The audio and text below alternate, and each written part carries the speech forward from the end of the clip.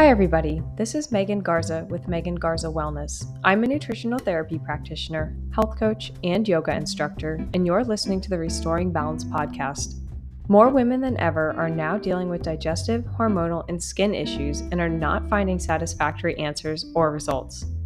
On this show, I teach you how to implement holistic lifestyle, dietary, and mindset strategies to help you get smooth digestion and balanced hormones to reclaim your health, feel confident about your decisions, and to finally live life on your terms. Hello everybody, welcome back to another episode. I hope that you are all having a fantastic week so far and that you have some fun things planned for the weekend. This is episode 20, and the title of today's episode is Improve Your Oral Health to Support Your Gut Health. And before we get into today's episode, if you're a fan of the show, this is just a reminder of how you can support the podcast by giving it a 5-star rating on Spotify Podcast, which helps the algorithm get my show to other listeners who would benefit from it just like you. Without further ado, let's dive into this fascinating topic. The main topics that I'm going to be covering today is the connection between oral and gut health, because a lot of times we don't think that the mouth is connected to the gut, and that could not be further than the truth. Also, health problems that are associated with gut and oral microbiome imbalances. Then I'm going to briefly touch on the meridians of the teeth, so the energy bodies of the teeth. And then lastly, advice to help you improve your gut and oral health so that way they can work harmoniously together and be more balanced. So first off, what does oral health have to do with the mouth? A lot of times in Western culture and in Western medicine, we like to view a lot of parts as separate, like we go to the foot doctor or the knee doctor or the eye doctor or the heart doctor. And you get the point here because we kind of look at these systems as being separate when the entire body is all interconnected. And this is where holistic health takes a different approach, because we look at the body as a whole, as the mind, body, and spirit, and everything is connected. So the gut and the mouth are connected because the gut does start in the mouth and it ends at the anus, because it is one tube that is going to connect us to the outside world. So whatever we put in our mouth is going to end up in our stomach. And gut health is defined as being a balance of good and bad bacteria. And the organs that are associated with digestion are going to work together efficiently to carry out functions like eating and digesting optimally. So if you're experiencing symptoms like gas, bloating, constipation, diarrhea, these are all signs of poor gut health, poor microbiome, some kind of gut dysfunction that is going on. And it really requires a deeper look rather than just taking a Tums or just kind of masking it or chalking it up as just nothing. Because if you are experiencing symptoms, then there's probably something wrong, especially if it's chronic. And a really interesting thing about the gut is that it has the largest microbiome, and the oral cavity has the second largest microbiome. So there's a lot of bacteria that thrives in these places. The mouth is not this hygienic, beautiful thing that has no bad bacteria.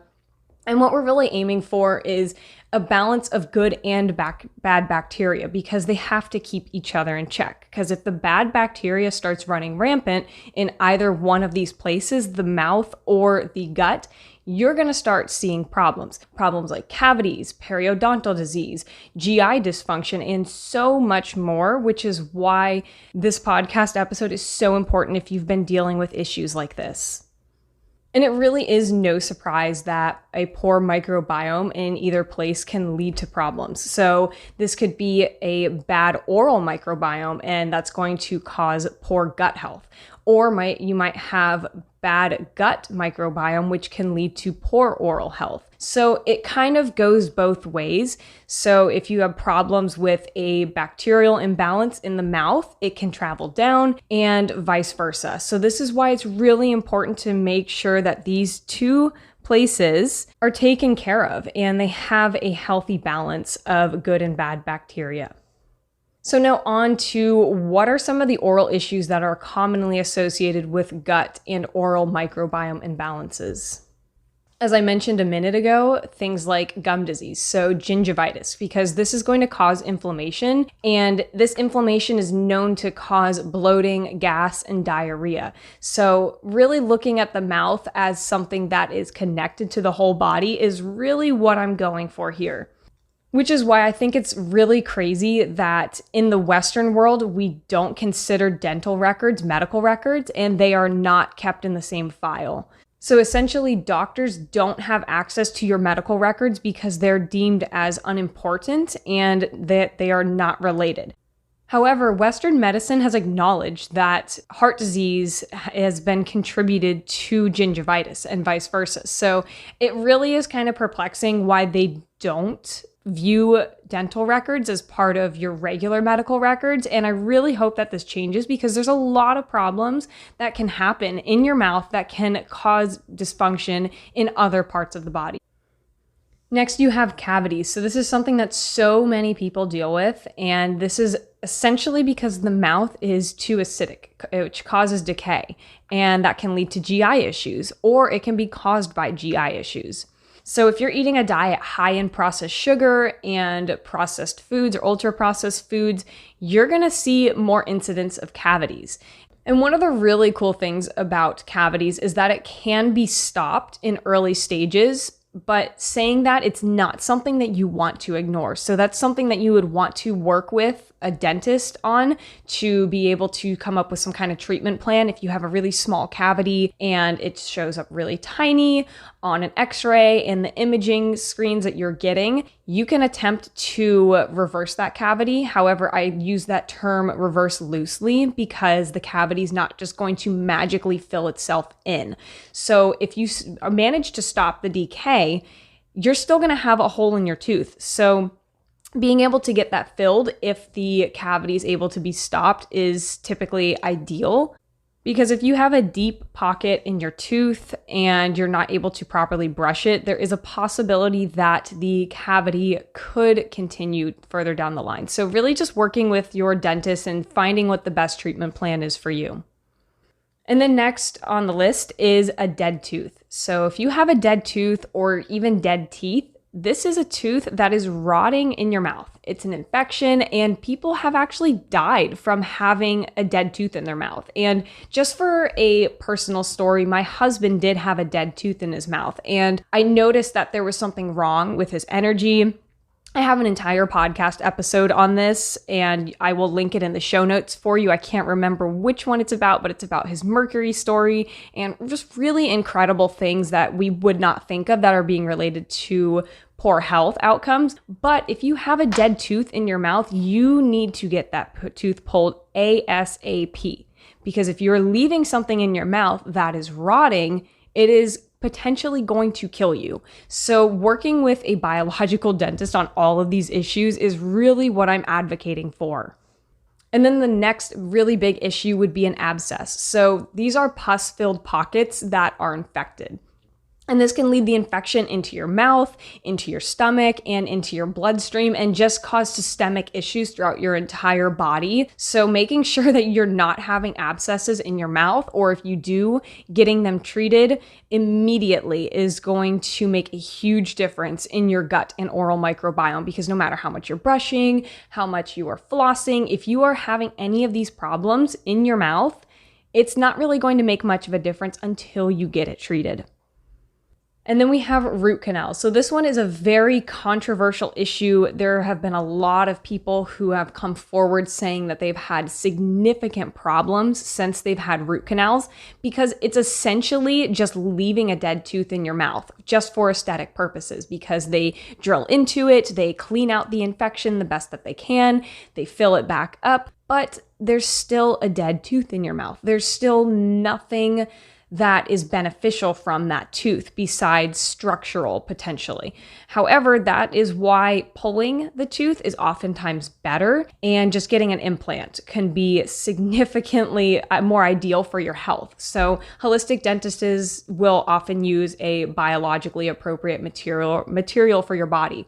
So they'll use an implant made from like ceramic or stainless steel. Sometimes they will test your body to see which material would be better. And then they'll use a bone graft. And I'm not saying this process is fun, but it is a better option than getting a root canal in a lot of situations.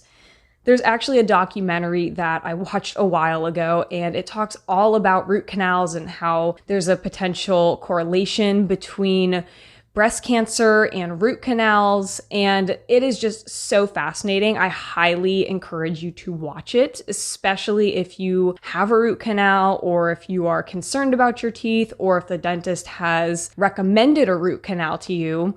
Definitely watch that video because there's a lot of different perspectives that we are not typically hearing about in the Western side of dentistry. So I will link that in the show notes for you to watch and just have your mind blown. And then next up, we have mercury fillings. So this is not something that a lot of people think is a big deal. If you've been in the holistic space for any amount of time, you've probably heard of this. If not, that's okay. Now's your time to hear about mercury fillings. Like I said, I have a previous episode on mercury fillings and my husband's experience with him getting his mercury fillings removed and how it absolutely transformed his health. And the biggest problem with mercury fillings is that they leach mercury into your body day in, day out, anytime you chew, anytime you're exposed to hot foods, hot liquids, and heavy metals are extremely taxing on the body. And it can actually lead to GI dysfunction because if you're experiencing mercury toxicity, this is a huge problem because mercury is a heavy metal that can cross the blood-brain barrier, and this is going to lead to a ton of issues. So finding a biological dentist is going to be the best option for removing your mercury fillings. Do not go to a regular dentist because they are going to tell you that these mercury fillings are safe and there's no big deal with them and it's totally fine. And if you do want them removed, all I gotta do is pop them out and that's it. And the process to remove mercury fillings is significantly more complex than just taking out a filling because there are so many precautions that you have to take in order for the mercury vapors and chunks not to be reabsorbed into your body during the removal process. So I'm going to talk more about finding a biological dentist here in a moment, but I do want to just stress the importance of finding a holistic dentist for mercury filling removal. Please do not go to a conventional dentist because they downplay the impact that mercury has on your body. And this is because of their training. They have been told that there's nothing wrong with it. And a lot of dentists have actually gotten very sick from removing mercury fillings without the right precautions.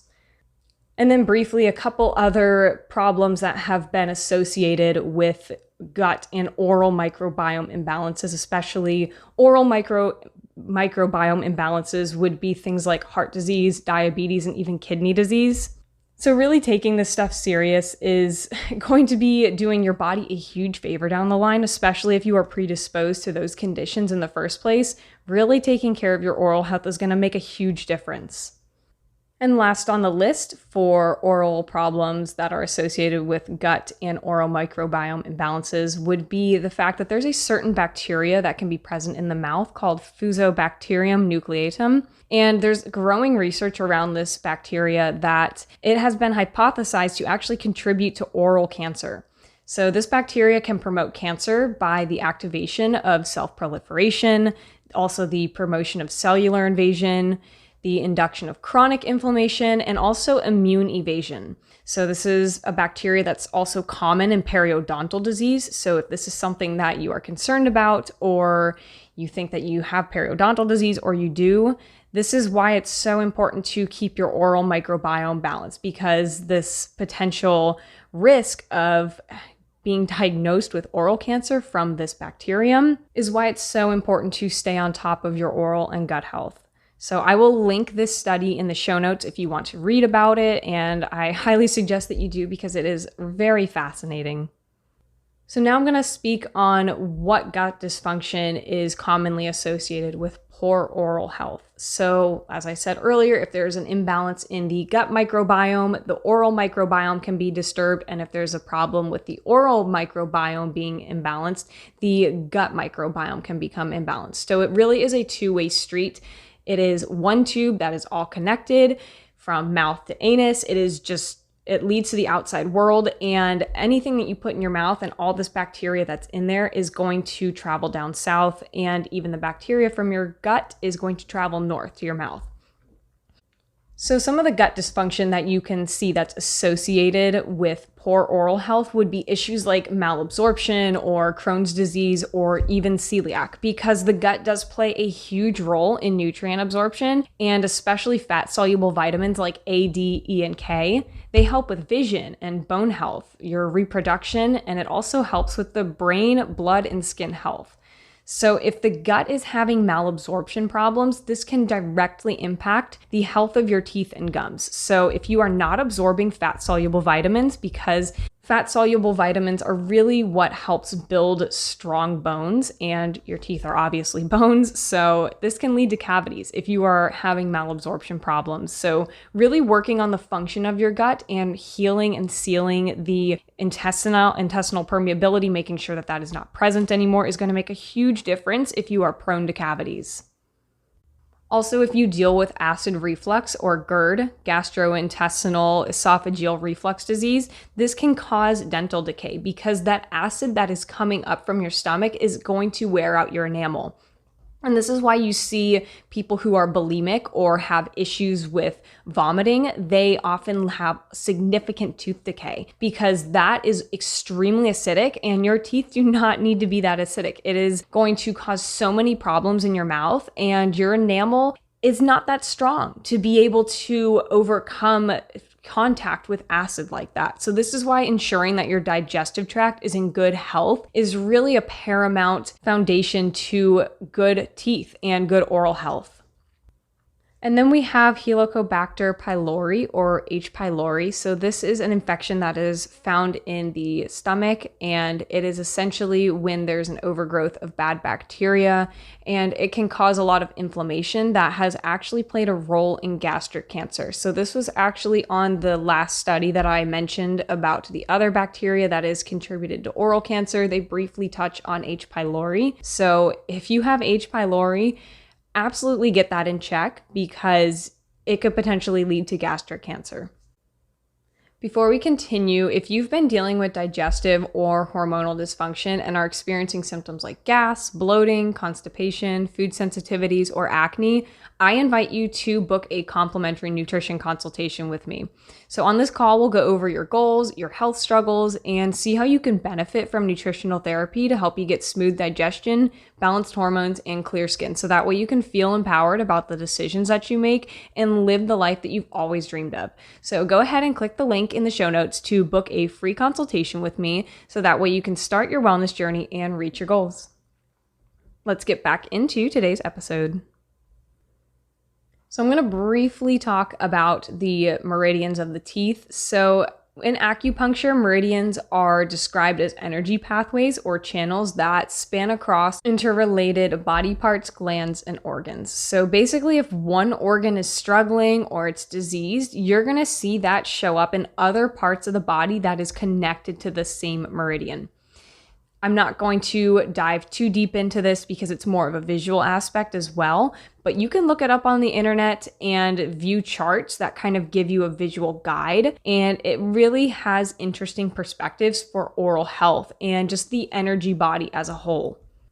So if one tooth is diseased or it's having problems, you might actually be experiencing problems with your heart or your large intestine or your gallbladder, and it kind of gives you a comprehensive insight as to why this one tooth is having problem or why this organ is having problems. So let's say that you have a dead tooth and now you're experiencing problems in that specific meridian that tooth is associated with. It just goes to show you how connected the entire body is. And that's pretty much all I'm going to talk about for the teeth meridians, but it is a very fascinating aspect of the body that isn't really commonly known. So definitely look up the meridians of the teeth, and it is just super fascinating. And I love acupuncture and all kinds of Eastern medicine. I think there's so much truth in it. So check that out, and you are going to learn so much.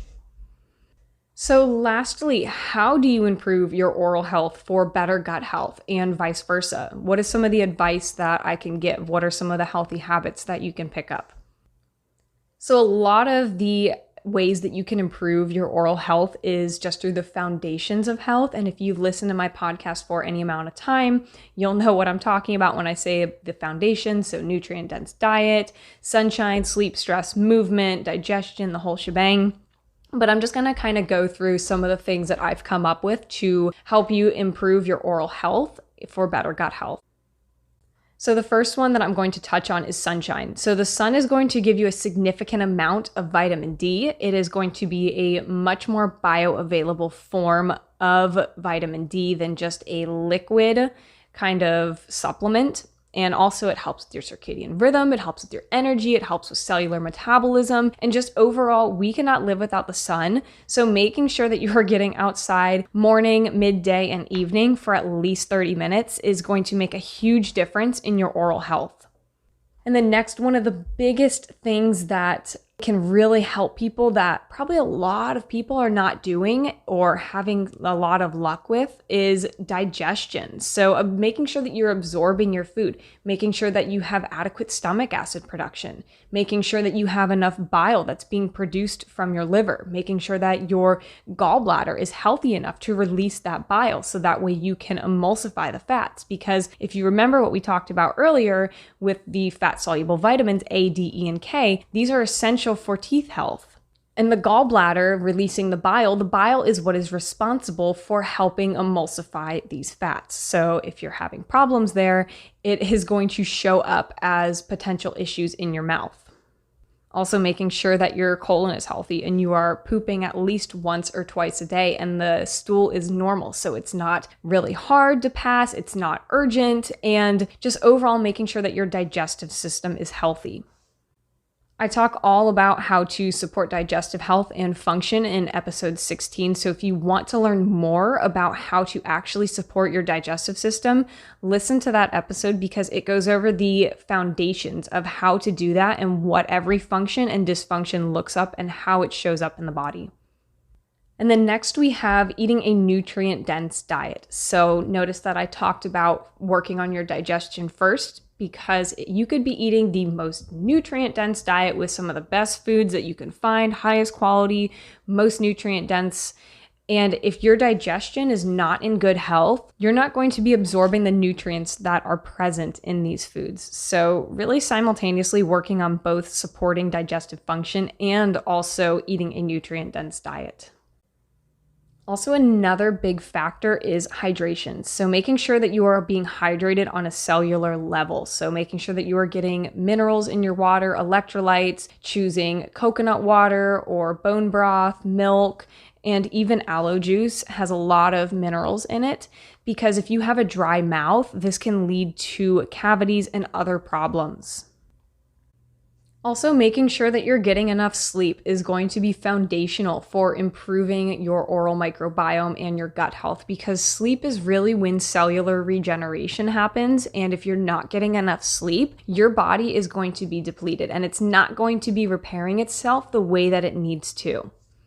So really aiming for 7 to 9 hours of sleep a night. Some people need a little bit more than that, depending on what stage of life that they are in, depending on how depleted their bodies are. So trying to get uninterrupted sleep when you are hitting REM cycles and really getting that deep restoration that your body is craving.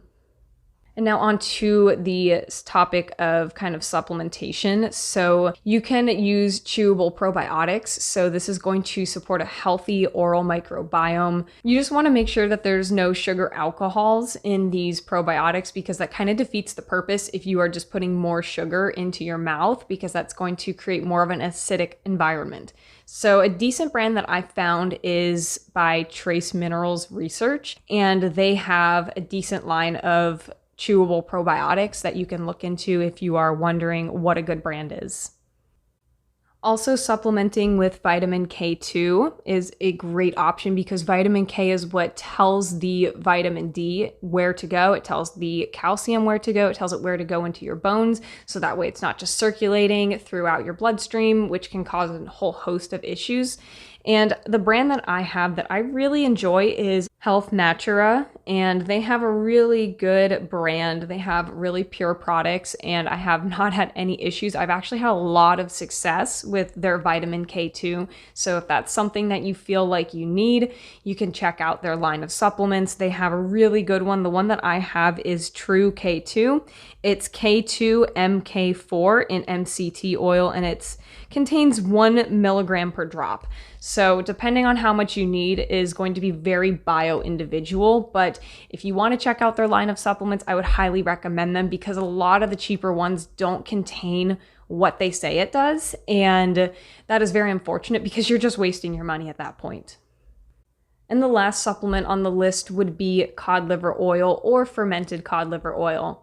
So there has been kind of a debate about fermented cod liver oil. Some people say it's rancid, other people say that it's not, and it's the only kind of cod liver oil that you can take for long periods of time without building up a toxicity issue, because if you take some of these things for a long time, it has a lot of vitamin A in it, a lot of vitamin D, and over time this can lead to issues of toxicity in your body, because since it's a fat-soluble vitamin, that means that it stores up in your body. So B vitamins are water-soluble, meaning that you are going to urinate any excess out, whereas fat-soluble vitamins can build up in the body and actually lead to issues.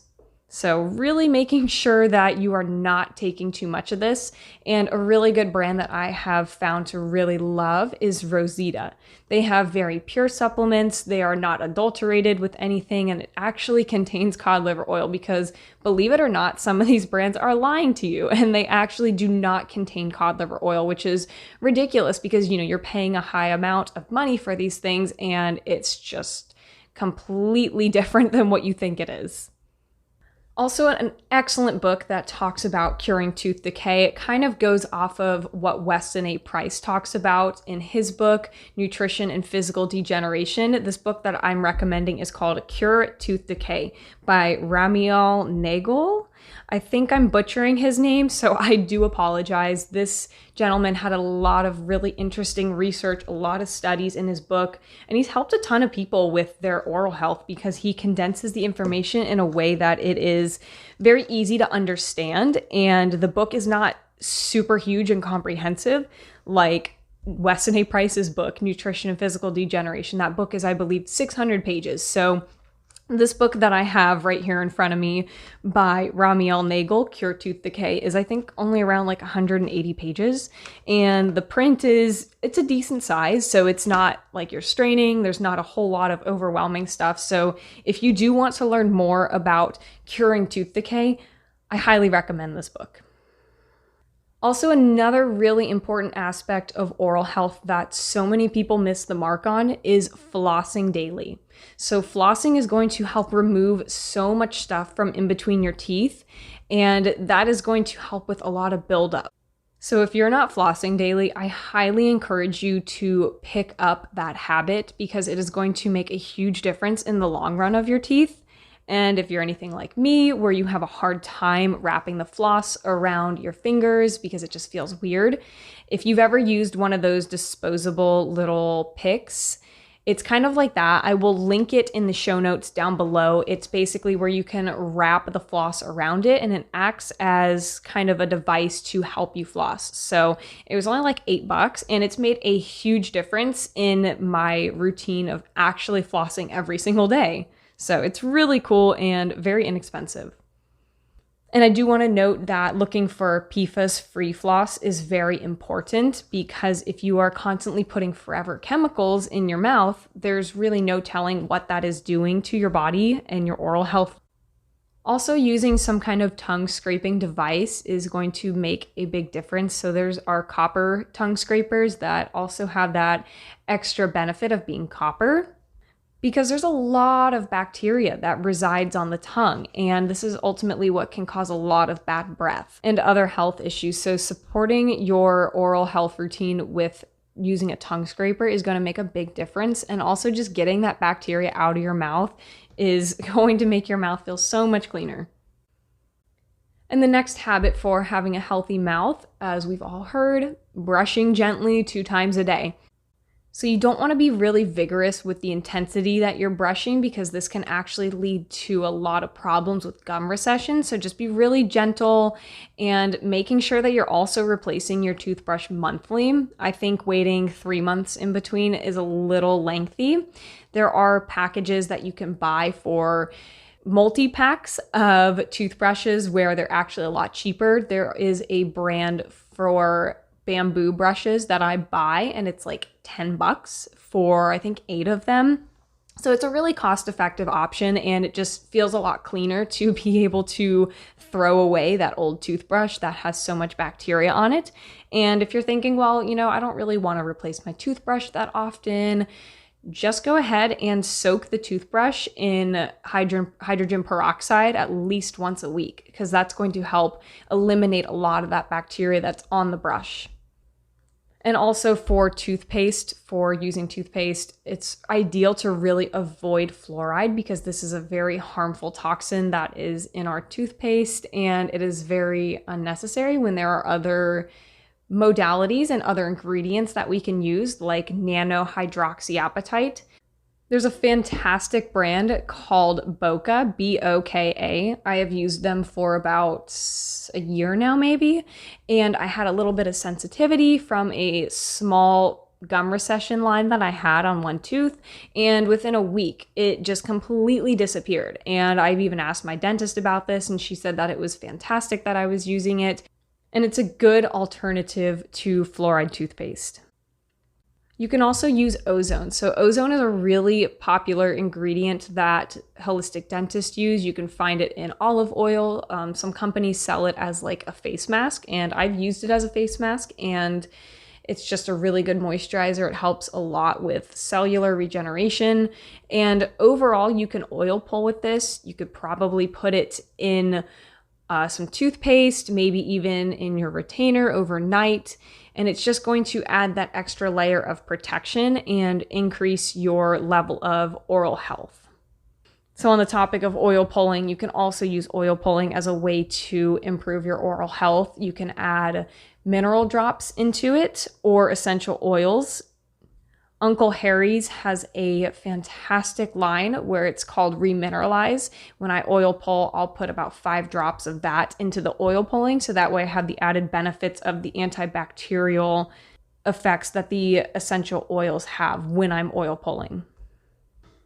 Another really helpful thing that you can do is after you eat, you're gonna want to rinse your mouth. So you can use baking soda and water, and you're just gonna swish that around in your mouth to kind of neutralize any acid.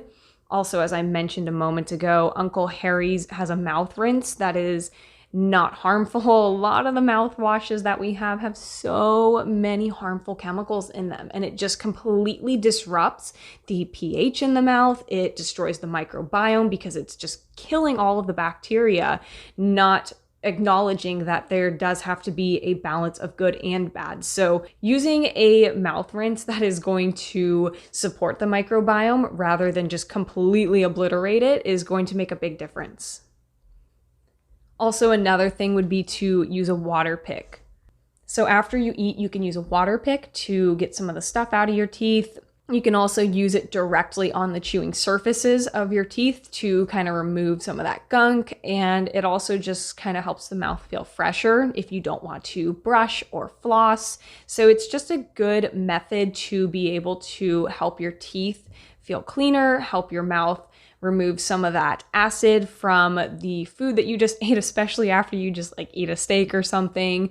You know how you might have some pockets in your teeth or some gaps between some teeth. Sometimes food gets stuck in there, and getting it out is going to make a big difference because it's not just rotting in between your teeth, because that's going to cause decay. And a really important subject also is working on the gut microbiome. So again, you can listen to that episode 16 where I talk all about the gut microbiome and gut health in general. And I also talked about the chewable probiotic earlier as well. So working on gut health is going to be paramount for creating better oral health. And lastly, visit a holistic dentist or a biological dentist. A good way to find one of these would be to visit the IAOMT.org, and they're going to have a list of smart certified dentists and holistic dentists who are going to be able to guide you in a better direction. And ever since I started going to a holistic dentist, I have noticed a huge difference in how I feel after I go to the dentist. I don't feel drained because a lot of the fluoride treatments, it inundates your body with super toxic amounts of fluoride, and they put those trays in your mouth and you're just sitting there and your mouth is being coated with this fluoride, and it is so toxic to your body. And the approach that holistic dentists use, they use ozone treatments and other kind of methods that are going to be more appropriate for what the body requires, not just, drill and fill, drill and fill. Plus, you get the added benefit of them being able to safely remove mercury fillings. I'll put that website in the description for the show notes so that way you can find a holistic dentist to help you get started on your journey to better oral health.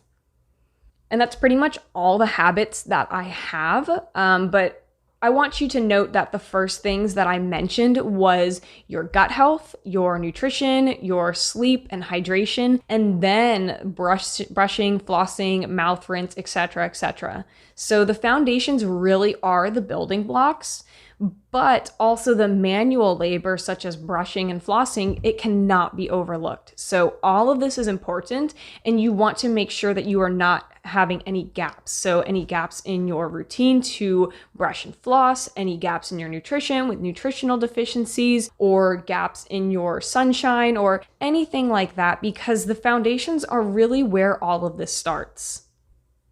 So the biggest takeaway for this episode is to really support your gut and oral microbiome. Also keeping up with healthy habits for oral health, such as getting sunshine, making sure that your digestive system is in good standing, having a nutrient-dense diet, hydration, sleep, maybe a chewable probiotic or other supplementation to help your body, making sure that you're flossing daily, using a tongue scraper, having a routine of brushing 2 times a day, making sure that you're rinsing your mouth after eating, using a water pick or oil pulling, and also just working on the gut microbiome and avoiding fluoride and other harmful and synthetic chemicals that are going to go in your mouth.